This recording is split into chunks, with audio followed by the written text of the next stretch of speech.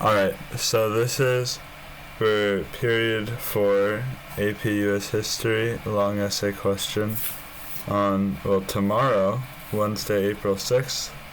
The topic is Bacon's Rebellion, 1676. So the short list of causes leading up to the rebellion was essentially antagonism between people in the frontier of Virginia and the colonial elite of the state, and especially the lack of colonial support for wars against Native Americans, because frontier people were more likely to want to pursue an aggressive policy in taking native land, and many of them lived on the frontier, right? They lived on the border with Native American nations. And so Nathaniel Bacon championed their cause. Part of the cause actually is his own conflicts with the governor, William Berkeley.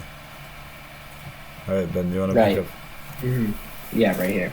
And there's a lot of information on, like, in the small text, and there will be a lot of information on the events slide also. So just if you want to read, but I'll synthesize it right now. So Governor William Berkeley was an older man. He was about 70 years old at the time of this conflict, and he was a war veteran who was just sort of in good standing with the British government, and so he got this post.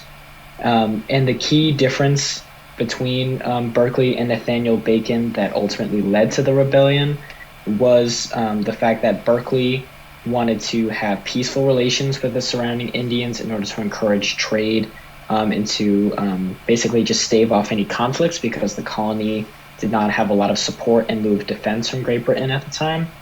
Nathaniel Bacon, however, was really hot-headed and instead wanted the surrounding Indian tribes to be raided, attacked, and ultimately just exterminated so that they could seize their goods and natural resources, namely furs. And so Nathaniel Bacon ultimately tried to take matters into his own hands and established a militia with himself at its head, and started attacking some tribes, which of course strains relations considerably. And so Berkeley called in spring of 1676 the Long Assembly, which essentially just put forth a bunch of rules that took control of this militia from Bacon, and put it in the hands of Berkeley and those who were loyal to him. And granted protections to the Native Americans. And there was a lot of popular outrage amongst the people of the Virginia colony to these new protections, especially because they resulted in higher taxes being imposed onto the population. And this gave Bacon a wave of popular support, who then demanded a military position after he was refused one, as well as payment for that position. And these differences is what ultimately caused the rebellion. You can move on the slide. Yeah, I moved on. All right.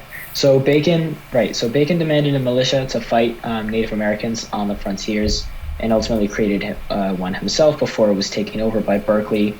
The House of Burgesses, which was the larger sort of government of the Virginia colony, then passed a lot of reforms that sort of went in opposition to what Berkeley was trying to establish in giving the right to vote back to free landless Virginians, and limited the governor's power.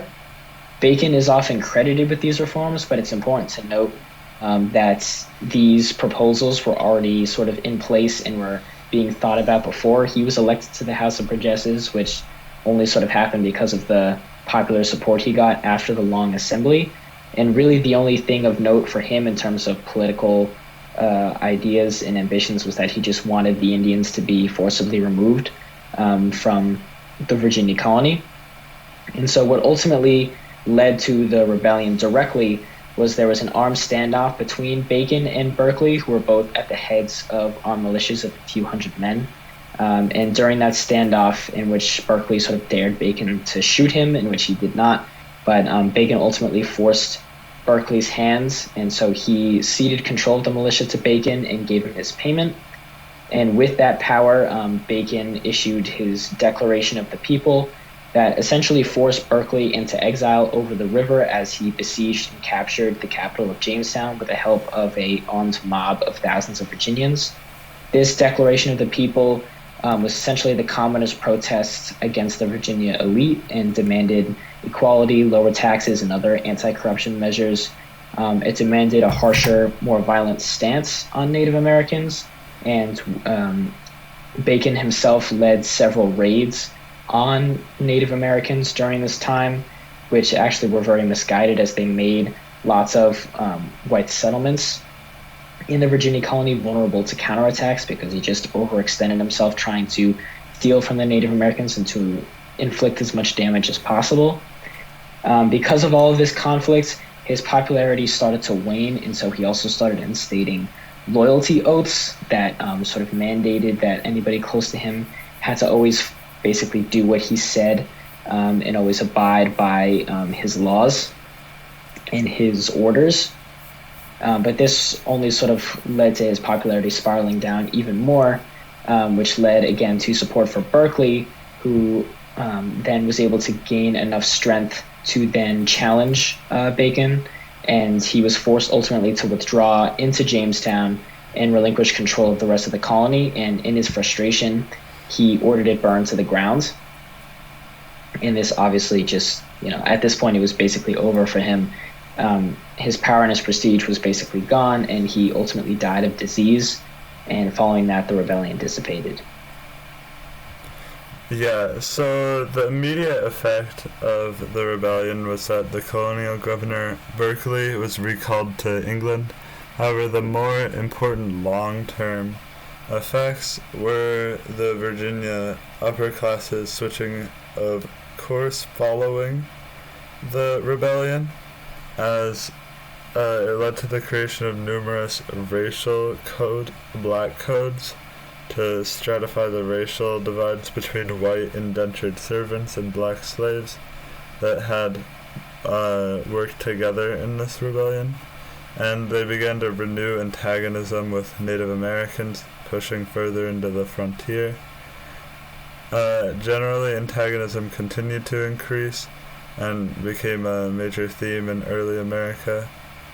Some revolutionary leaders were inspired by Bacon's examples, but today he and his rebellion aren't looked at so favorably.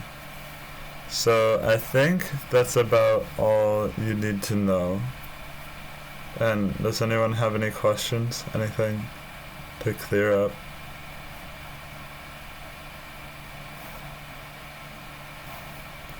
Alright, I think this was pretty good, so I'll stop the recording here.